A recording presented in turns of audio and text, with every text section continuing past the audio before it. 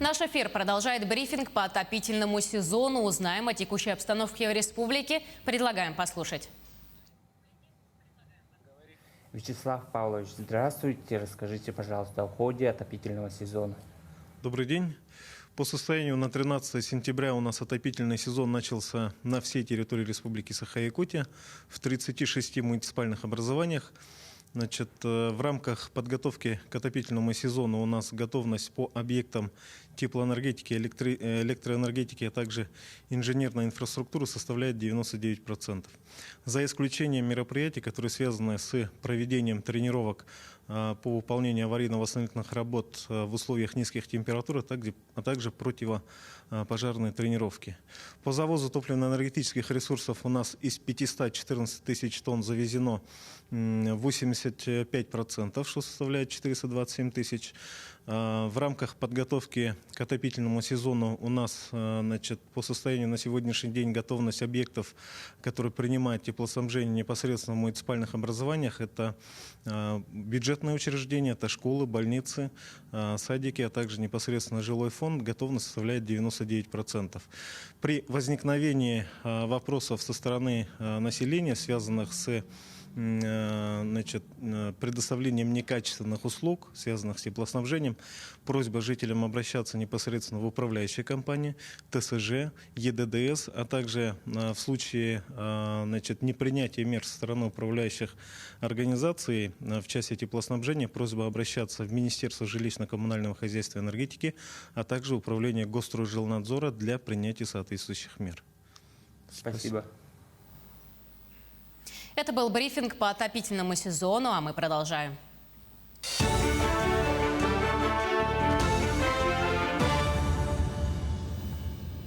В эфире новости на телеканале «Якутия-24». В студии Валерия Наумова. Здравствуйте. Коротко о темах этого выпуска. Глава Якутии работает сегодня в Алдане. Его визит приурочен к нескольким знаковым событиям. Министерство экологии республики объявило о повторной жеребьевке по распределению разрешений на охоту. Когда она состоится и где появятся результаты? Учиться никогда не поздно. Детский технопарк «Кванториум» вновь открыл свои двери для учеников. Расскажем, что это такое. Глава республики Айсен Николаев сегодня работает в городе Алдане. Краткосрочный визит приурочен к нескольким знаменательным событиям. Это присвоение Алдану звания «Город трудовой доблести» и введение в строй спортивно-оздоровительного комплекса с бассейном «Энергетик».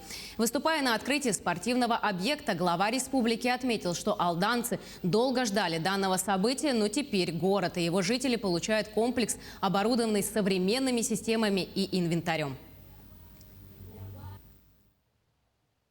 Мы больше 10 лет подбирались к этому объекту, думали, как все-таки его быстрее отремонтировать.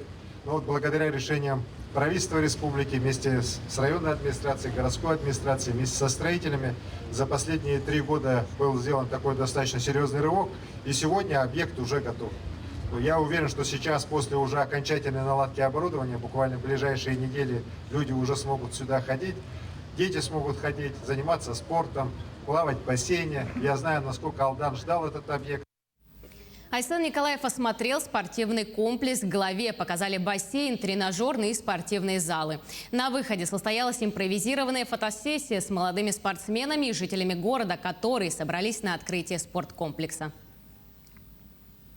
Состоится повторная жеребьевка по распределению разрешений на охоту. Министерство экологии, природопользования и лесного хозяйства республики объявляет о проведении повторной жеребьевки с использованием генератора случайных чисел по распределению разрешений на добычу охотничьих ресурсов, на которых устанавливается лимит их добычи. Кроме дикого северного оленя и соболя. 15 сентября этого года с 10 часов утра будет вестись прямая трансляция жеребьевки на официальном сайте Минэкологии республики. А результаты появятся в течение 1 рабочего дня после проведения жеребьевки на этом же сайте. Перейдем к эпидобстановке. На сегодняшний день в республике выявлено 155 новых случаев заболевания коронавирусной инфекцией. В Якутске 91 случай, в Мирнинском и Вилюйском районе по 5 случаев заболевания. По 4 заболевших выявили в Лаиховском, Верхоянском, Нерюнгринском и Среднеколымском районах. Еще в 21 районе зафиксировано от 1 до 3 заболевших. Необходимо обратить внимание, что на настоящий момент медики призывают всех тех, кто осуществил вакцинацию менее 6 месяцев назад, соответственно, пройти ревакцинацию. Для этого медицинские организации на настоящий момент готовы. То сегодня практически все медицинское сообщество в целом и ученые отмечают тот факт, что непосредственно вирус, который находится сегодня на территории в целом страны, он стал более агрессивный и требует в обязательном порядке ревакцинирования. В связи с этим приглашаем наше учреждение здравоохранения для ревакцинации, а также приглашаем подать заявки тех, кто уже, медицинские организации осуществляют выезд, тех, кто уже непосредственно у нас провакцинировался в январе-феврале месяце. Между тем, Роспотребнадзор пока не видит показаний к отмене масочного режима в российских регионах. Об этом сообщила глава ведомства Анна Попова. По ее словам, отменить масочный режим можно будет, когда россияне перестанут заражаться коронавирусом. Главный инструмент, который у нас есть, это вакцина. Надо его использовать. Тогда этот момент будет недалек, отметила Попова. Она также добавила, что необходимо найти подходы, чтобы люди шли вакцинироваться, несмотря на агрессию и так называемый информационный мусор вокруг. Продолжаем тему медицины. Для реабилитации после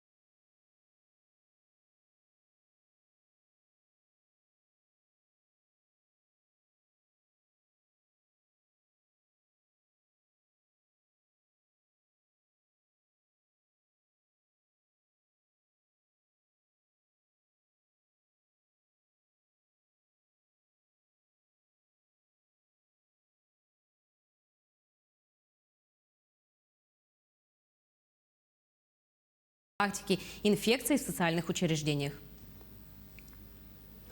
К другим темам. Детский технопарк «Кванториум» вновь открыл свои двери для учеников. Эта образовательная среда расположилась на базе Дворца детского творчества и точной науки, которые здесь познают ребята, кажутся для них слишком взрослыми, но от этого не менее интересными и познавательными. Все педагоги, наставники ежегодно проходят обучение в образовательном центре Сколково, где они в полной мере погружаются в дисциплину и осваивают новые подходы к организации учебного процесса. Более того, теперь для школьников некоторых районов республики доступен проект «Мобильный технопарк», который таким образом только повышает престиж научных профессий. У нас дети получают знания по аддитивным технологиям. Это у нас получается 3D-принтера, 3D-моделирование и прототипирование, лазерные и фрезерные технологии. То есть это уже более промышленная компетентность. Также занимаются электроникой. Электроника — это у нас подразумевается сборка Arduino, а также пайка, распайка проводов и ручная работа. Программа обучения составляет 144 часа в учебном году. Она разделяется на 2 линии, нулевая и первая. Нулевая линия продолжается до Нового года, и дети должны к этому времени подготовить проект, защитить ее. Вторая линия уже более углубленный профиль. Куртка Powerbank. Школьники из Петербурга победили в международном конкурсе с проектом для полярников. Подробности в следующем материале.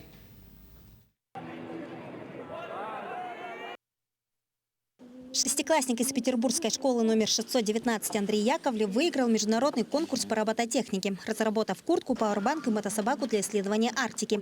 Она нужна для исследования Арктики. То есть миоуправление позволяет держать руки оператора в тепле. Элементы пельте позволяют сохранять энергию, сохранять природную энергию и ее как бы не тратить. Для питания контроллера мы, соответственно, используем элементы пельте как разницу температур между телом человека и температурой окружающей среды. Проект школьник создал совместно со своим ровесником из Мурманска Степаном Зарубиным. По словам преподавателя Андрея по робототехнике и нейротехнологии Станислава Петшака, победа в конкурсе откроет новые возможности для будущих проектов школьника. Ну, это классная мотивация, потому что есть еще дальше куда стремиться, есть еще более крутые вещи. То есть, и опять же, ребенок получил массу таких вещей, которые в будущем ему помогут. То есть это работа, опять же, с серьезными проектами, это может быть дальнейшая разработка этого проекта. Мальчик с ранних лет увлекается робототехникой и программированием, поэтому в школе с 4 класса стал посещать кружок «Мой первый код». Изучали мы в 4 классе pascal.abc.net, на платформе мы учили Паскаль. Значит, он прошел у нас в 4 классе всю, в общем, базу основную, то есть включая двумерные массивы. И в прошлом году, будучи в 5 классе, мы перешли на C++ успешно, где, в общем, также он, благодаря своей целеустремленности, благодаря, в общем, своей такой увлеченности программированием, в общем, тоже мы прошли всю базу на C++. По словам Андрея, во многих регионах России зимой крайне низкая температура.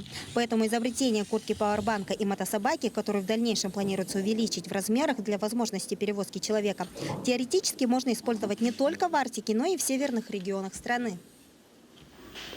Завершим наш выпуск новостями спорта. Воспитанники якутской школы борьбы показали высокие результаты на завершившемся в Минске юбилейном 50-м по счету международном турнире Гран-при по вольной борьбе на призы трехкратного олимпийского чемпиона Александра Медведь. В активе наших борцов 2 золотые, 1 серебряная и 3 бронзовые награды. Победителями турнира стали легионеры сборной Белоруссии. Араян Тюрин в весовой категории до 57 килограммов. В финальной схватке он выиграл победу со счетом 5-4. Второе золото у Андрея Бекренева в весовой категории до 61 килограмма. И тем самым борец завоевал путевку на чемпионат мира, который через месяц стартует в Норвегии. Серебряной награды удостоился тяжеловес Максим Томачев, выступивший в весовой категории до 97 килограммов. Бронзовые медали завоевали Федор Постников, Нюргун Скрябин и капитан сборной республики Нюргун Сергин. А в Нерюнгри прошло награждение спортсменов, которые полным трудом и целеустремленностью прославляют район на спортивных аренах. Победители и призеры соревнований получили денежные сертификаты от главы района. В торжественной обстановке были награждены спортсмены-победители 21-й спартакиады по национальным видам спорта «Игры Манчары», 4-й спартакиады зимних видов спорта Республики Саха-Якутия и чемпионата Республики Саха-Якутия. В этот раз в зале администрации были награждены более 50 человек. Это как сами спортсмены, так и их тренера. Мы заняли 2-е место по хоккею шайбой в 4-й зимней спартакиаде города Якутска.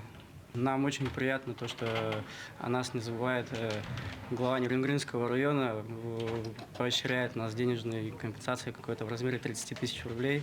Это очень приятно, как и в целом, думаю, для всех спортсменов. Борьба за повышение спортивного мастерства сочетаются с повседневной трудовой или учебной деятельностью спортсменов.